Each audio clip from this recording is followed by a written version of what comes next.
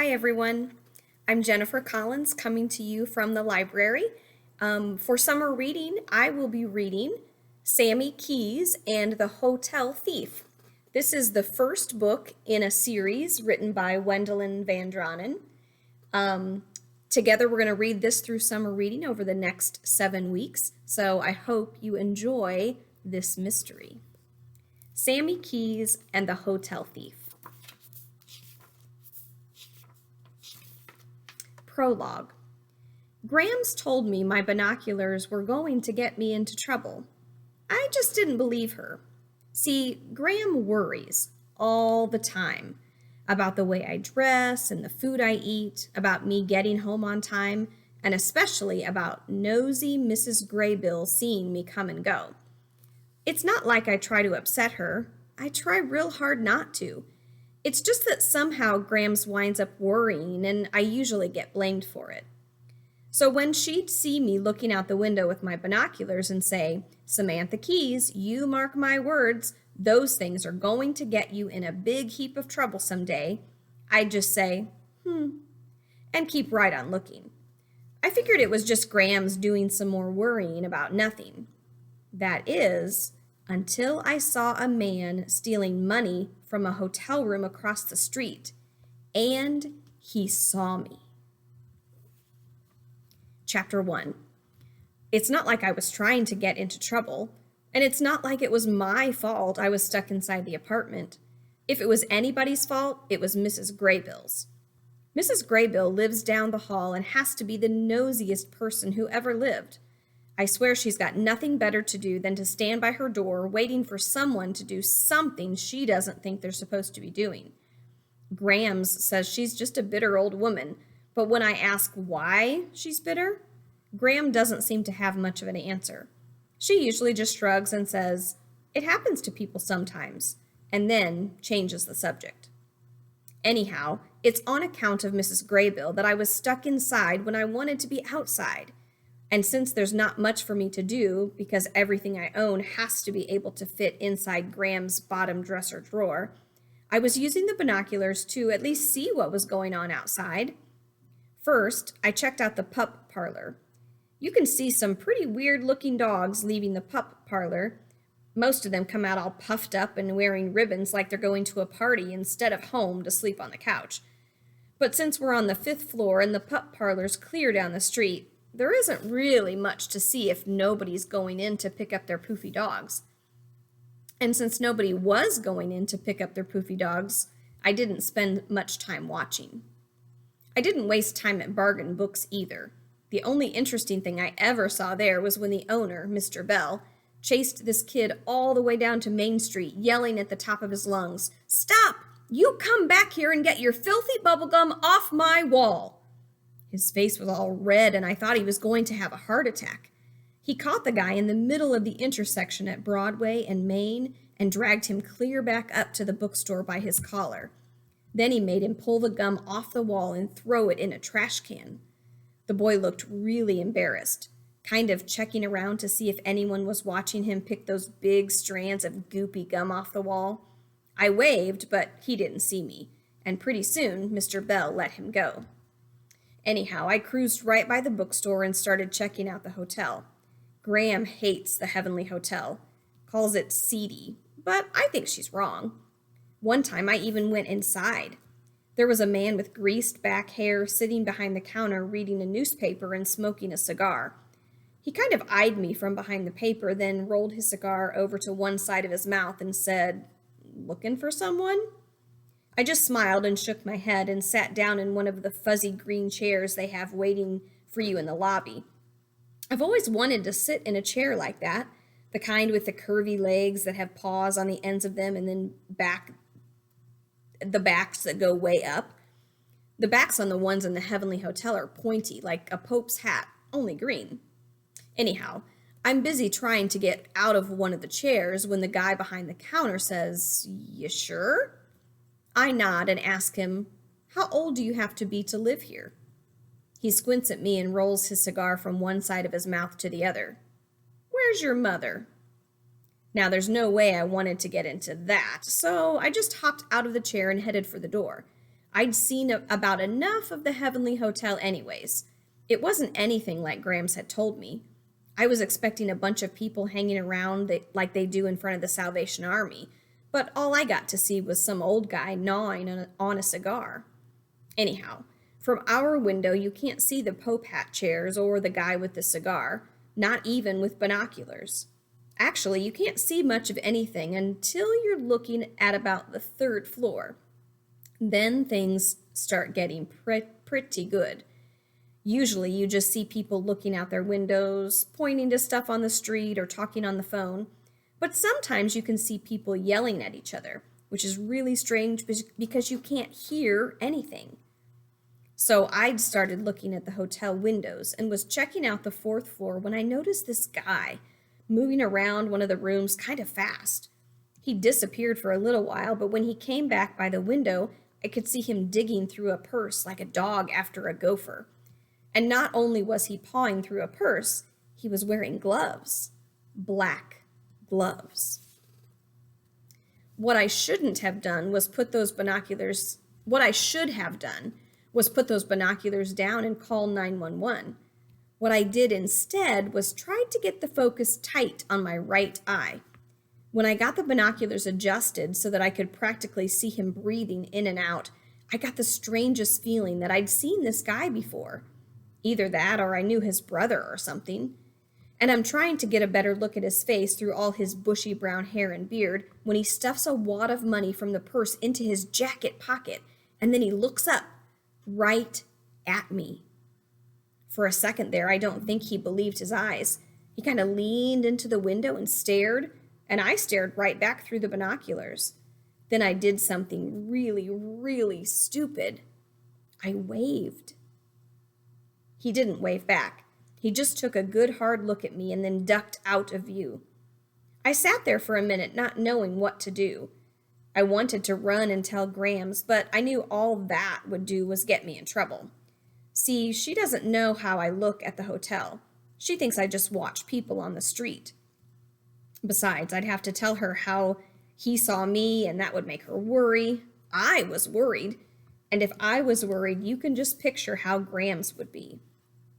I thought about dialing 911, but the only phone in the apartment is in the kitchen, and since Grams was in there making dinner, I couldn't exactly go dialing emergency without her knowing about it. Then I thought about running down to the police station. It's only about 4 blocks from the apartment, and I could have been there in no time. Trouble was, Mrs. Graybill. So I'm sitting there trying to figure out what to do when Graham calls. Samantha, it's time to feed that cat of yours. I jumped right up and said, coming. And the whole time I'm fixing Dorito's dinner, I'm watching Grams out of the corner of my eye. Well, she's measuring out some rice, watching me out of the corner of her eye. Pretty soon she stops measuring. What have you been up to, young lady? Up to? Me? She puts down the measuring cup and takes off her glasses. Yes, Samantha, you. I check out my high tops for a minute, kind of studying the place where the rubber's peeling away at the toe. Nothing. Ha! That's all she says. Ha! But what that means is I'm busted and had better start doing some pretty fast talking. Either that or come right out and tell the truth. I step on the peeling rubber with my other foot, trying to break it off, but it just snaps back.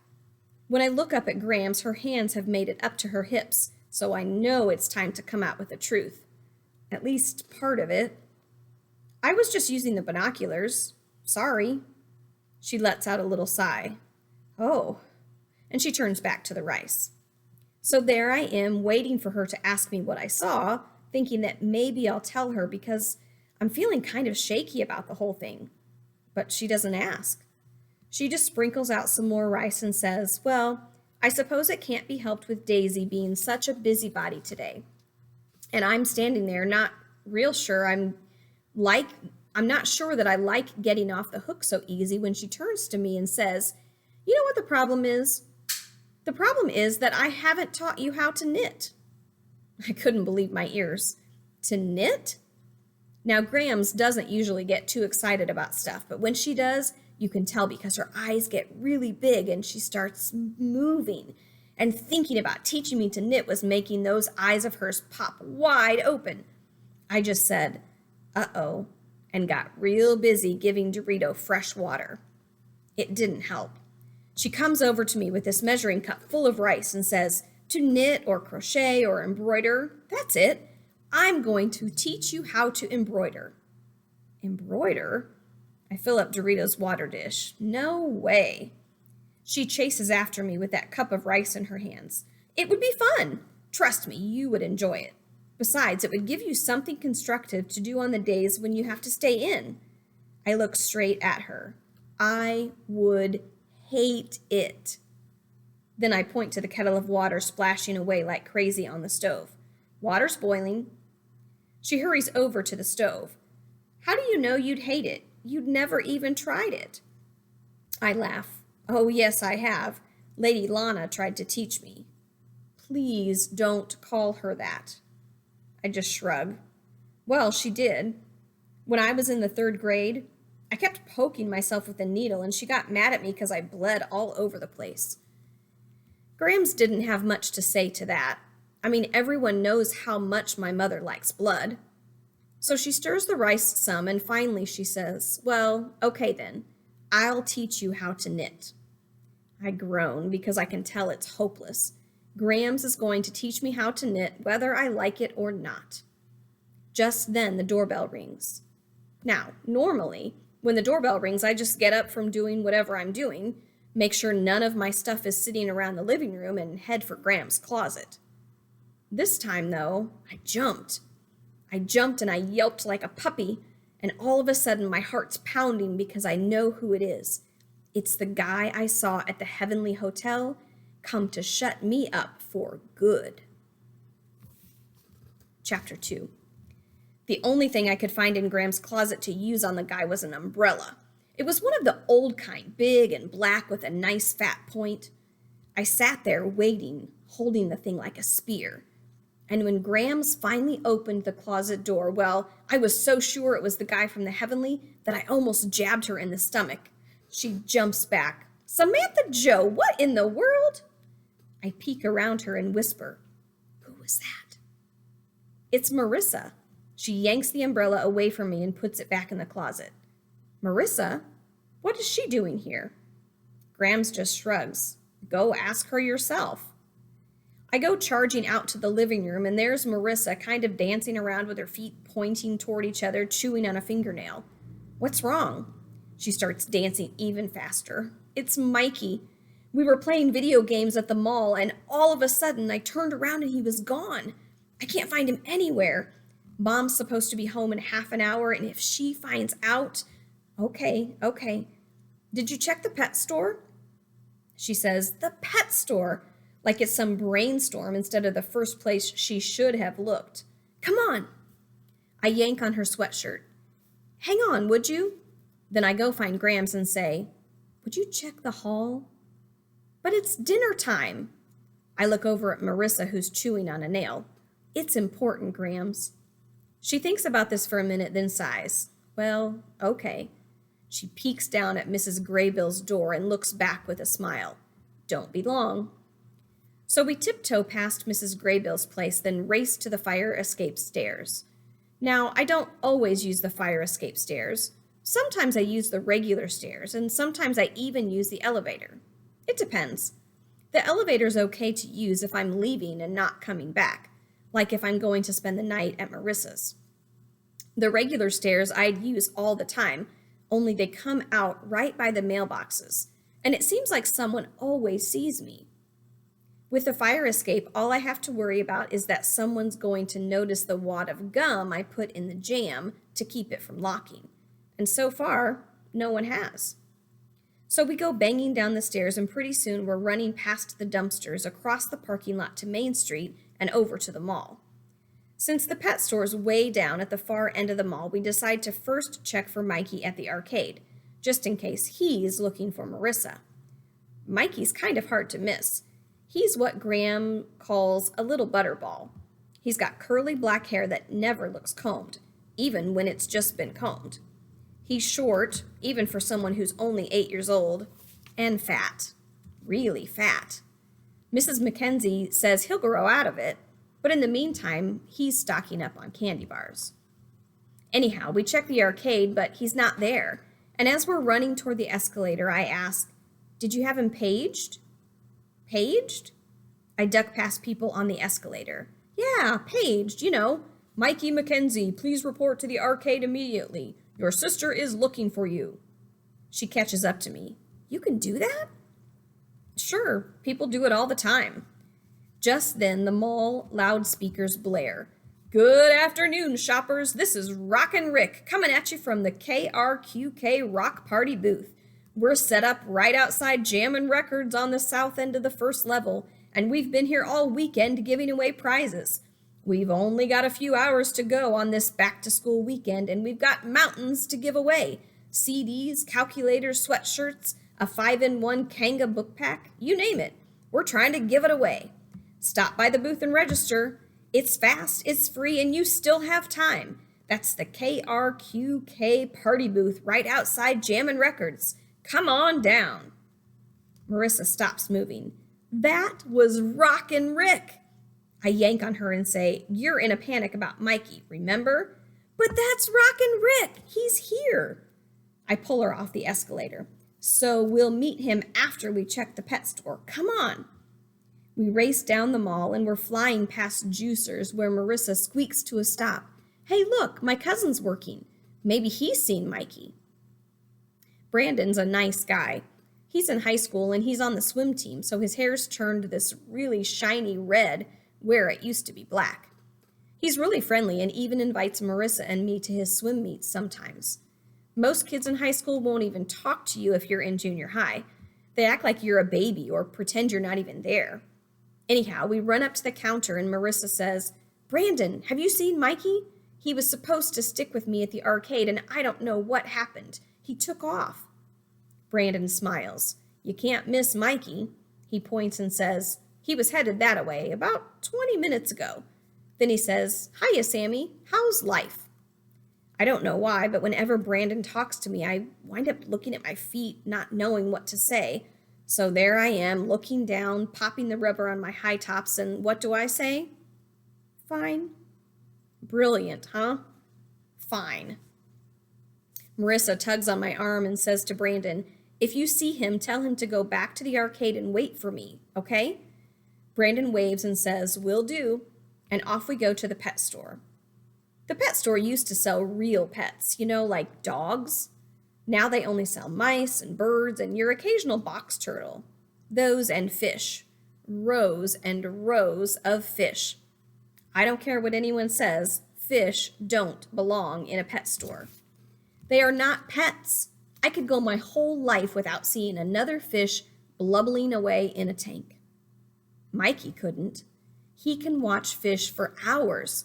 For a while there, he kept asking the girl at the register if he could please feed the fish, but she always said no. I guess she was too busy reading her fashion magazine to be bothered making a roly-poly guy with chocolate all over his face happy. She told him they were on a schedule, if you can believe that. Anyhow, we go charging into the pet store and there's a girl behind the register reading a magazine.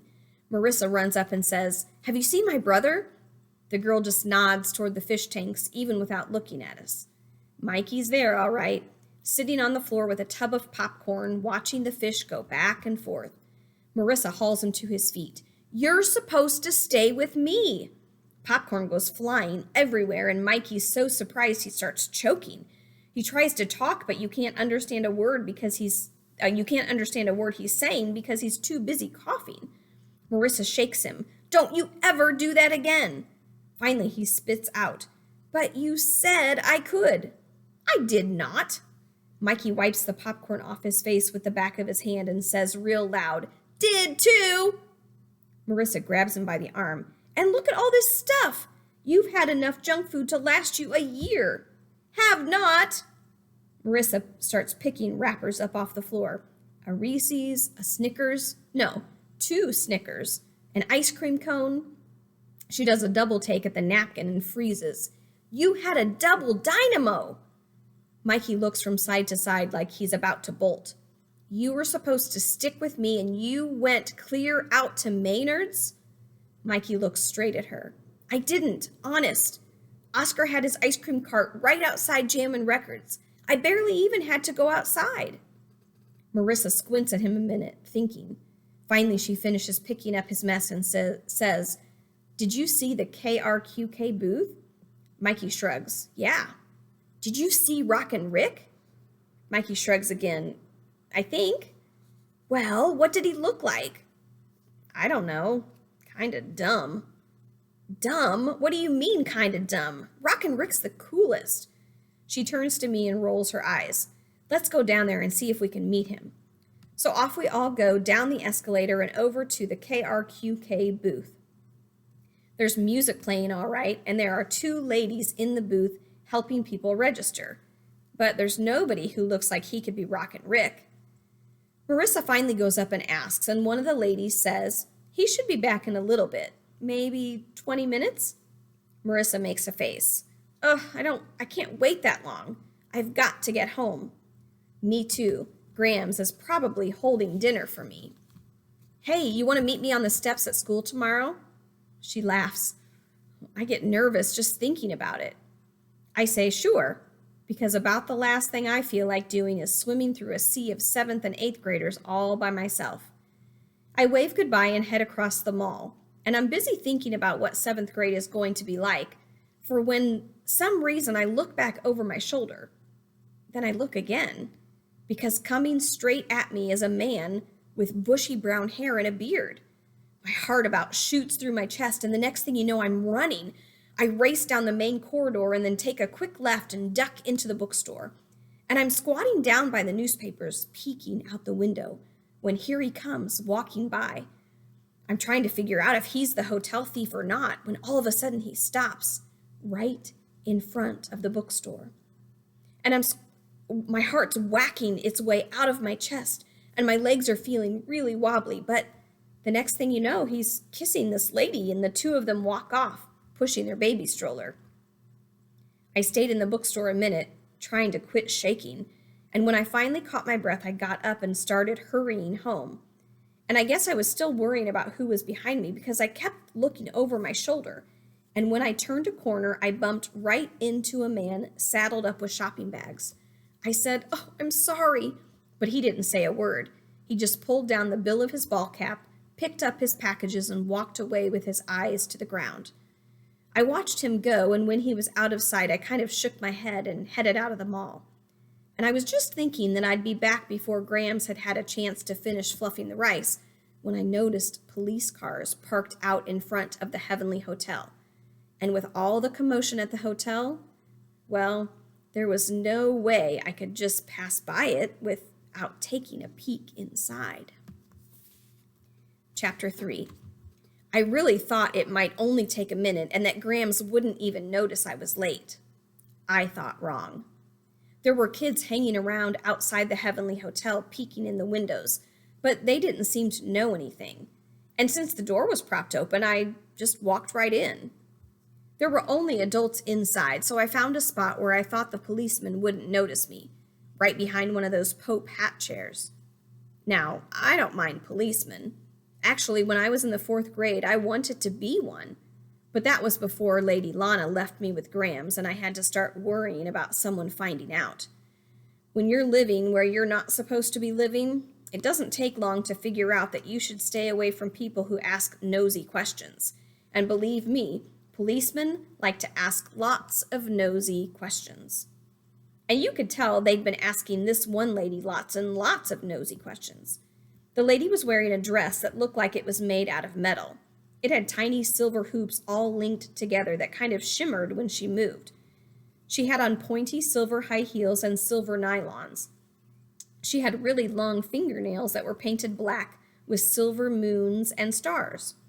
Her hair was all swirled around on top of her head and plastered with so much hairspray that it didn't move, even though she was yelling and shaking her head back and forth so much that her long silver earrings were swinging around, practically hitting her in the cheeks. I moved a little bit closer behind another Pope hat chair. The policeman was telling her, "Now, miss, please calm down." "Quit telling me to calm down. I'll calm down when you find my money." There are 2 policemen taking the report, but I can only see the face of one. He's tall and skinny and has lots of white teeth and a stringy little mustache. He says, "You say it was $4,000? What are you, deaf? Yes, $4,000. The policeman scribbles away in his notebook. "And why did you say you were carrying this much cash around?" Those earrings start flying again. "I didn't say, and it's none of your business. Your business is to find out who stole it from me." Tall and Skinny just scribbles some more in his notebook, then tugs on a corner of his mustache and says, "We'll do our best." She throws her hands up in the air. "That's it? That's all you're going to do? What about fingerprints? Aren't you at least going to look for fingerprints?" Before I can stop myself, I step out from behind the Pope hat chair and say, "You won't find any fingerprints." For a second, everything's quiet. Tall and Skinny quits playing with his mustache, and the lady's earrings come in for a landing. Then everyone, and I mean everyone, turns around and stares at me. All of a sudden, my throat's kind of ticklish, so it only comes out as a whisper when I say, "He was wearing gloves." The second policeman turns around to look at me, and I just want to disappear. It's Officer Borsch, the man behind my one and only experience with the law. See, he gave me a ticket once for jaywalking. And it's not like it's so bad getting a ticket for jaywalking. It's just that I thought it was stupid, so I gave him the wrong name. The wrong name and something else. So there I am, staring at him, trying like mad to remember the name I gave him when I got caught jaywalking. And I think that maybe I shouldn't remember it because he's staring at me like he's trying to remember who I am. And if I give him the name I made up before, he will remember. And then I'll be in some major trouble. When the lady croaks, "What did you say?" I mumble, "He was wearing gloves." Officer Borch says, "Who was wearing gloves?" I try to shrink a few inches. "The man I saw on the 4th floor taking money out of a purse." The lady yells, "See?" Officer Borsch squints at me. "And how did you happen to see someone on the 4th floor stealing money out of a purse?" Now, you have to understand, Officer Borsch isn't the kind of man it's easy to lie to. He's big. He's Mikey, all grown up, and in a very bad mood. His hair's done with Crisco, and his shirt is so tight it looks like he's trying to press it from the inside out. On top of that, he's nosy. Very nosy. When he gave me that ticket for jaywalking, he must have asked me 100 questions that didn't have a thing to do with jaywalking. And I thought I was so smart, answering every single one of them with a lie. I remember throwing the ticket away in a dumpster, feeling like I'd just hit a home run. And now here I was, face to face with the Borsch man, on the verge of getting thrown into juvenile hall. "I asked you a question." "Huh? Oh, I look around and I can tell everyone knows I'm trying to think up a lie. So I blurt out, "I saw him through binoculars." "Binoculars?" he says. "From where?" I tried to sound real calm. "From across the street." Officer Borsch squints even harder. "You want to tell me you could see someone clear up on the 4th floor from across the street?" I nod, and he blows out of his mouth like a deflating balloon. "Leave her alone." The lady moves in a little closer to me. "Go ahead, honey. Tell me what you saw." I look at her for a minute, thinking that $4,000 is an awful lot of money, and that if it were mine, I sure would want it back. Finally, I say, "I was visiting my grandmother in the senior high-rise. I was bored, so I started looking around with binoculars. And I saw some guy taking money out of a purse." She grabs me by the shoulders, and I can feel her little fingernail galaxies digging into my back. When? When did you see this?" "About an hour ago." She yells at Tall and Skinny, "What did I tell you?" Then turns back to me. "And honey, what did this man look like?" "He had brown hair and a brown beard, and he was wearing black gloves and a black jacket." Officer Borsch pushes the lady aside. Was he tall? Was he short? Kind of medium? What kind of jacket was it? It was straight with big pockets. What do you mean straight? He asks. It wasn't puffy. It was straight. Heavy? Kind of medium. He shakes his head.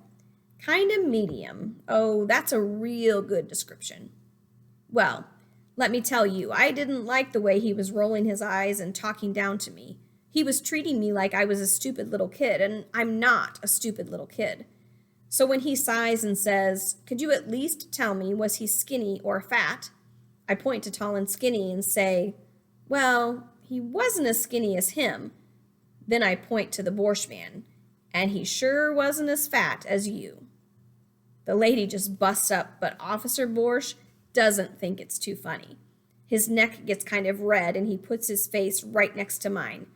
"Look, little girl, we've had 5 burglaries in this vicinity in the past 2 weeks. We don't have time for your wisecracks. If you know something, tell us. If you don't, or if you're just making all this up, then go home to your mommy and let us do the work." The lady steps in. "Honey, how old do you think he was?" Now, I'm okay at guessing some things, but age is not one of them. "I don't know, maybe 40? Officer Borscht mumbles, "Kind of medium, huh?" And then laughs like he's the funniest guy in the building. He clears his throat. "Look, we'll get your name and number, and if we have any further questions, we'll call you." There goes my heart again, knocking away in my chest. I've told you everything I can think of, I say. Except, I'm thinking, the fact that it feels like I've seen the guy somewhere before. Tall and Skinny flips open his notebook. "Well, just in case, let's get your name and address." Great, I'm thinking. How do I get myself into these things? When out of my mouth pops Samantha Keyes, 6375 East Jasmine. Now, if they were thinking at all, they wouldn't have taken one look at me and known. There's no way I live on East Jasmine. East Jasmine is where they have 2 houses to a block. East Jasmine is where they have gates in front of their driveways and riding lawnmowers for their lawns. East Jasmine is where people from out of town go just to gawk. And 6375 East Jasmine is where Marissa lives. Tall and Skinny doesn't even blink. He just scribbles it down and says, "Very good. We'll contact you if we need you." So I say to the lady, "I hope you get your money back," and I head out the door. One of the kids outside calls, "Hey, what's going on in there?" I shrug. "Just a burglary." And I'm about to jaywalk across the street when I glance back at the Heavenly and I see Officer Borscht watching me through the doorway. I stop and head down to the intersection because I can tell Officer Borscht is not going to sleep well until he remembers just exactly where he's run into me before. That's the end of Chapter 3. We'll continue reading next week, Sammy Keyes and the Hotel Thief.